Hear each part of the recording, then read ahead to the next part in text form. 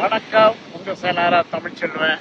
எங்க குலசேகரப்பட்டினம் குளூர்ந்து கொஞ்சம் குலசேகரப்பட்டினத்துல நம்ம தூத்துக்குடி மாவட்டத்துல திருச்செந்தூர் முருகனை சாயந்தரம் தரிசனம் பண்ணிட்டு நல்லபடியா இங்க வந்து நம்ம முத்தாரம்மனை குலசேகரப்பட்டினத்துல தரிசனம் பண்ணிட்டு இன்னைக்கு அப்படியே அம்மனுக்கு பின்னாடி இன்னைக்கு தான் தசரா நடந்தது. இந்த இடமெல்லாம் பார்த்தீங்கன்னா 11 நாளைக்கு ஒரு ஆள் உள்ள வந்து வெளியே போக முடியாது.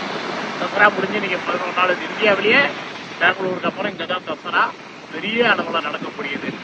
மிக குறுகிய கிராமம்னால சென்னையாக இருந்தால் இப்போ மணி 9 ஆகுது. இந்த இடத்துல இரவு ஒருத்தர் கூட இல்லை. இவ்வளோ லைட்டு கவர்மெண்ட்டு பாத்ரூம் வசதி எல்லாம் கட்டியிருக்காங்க.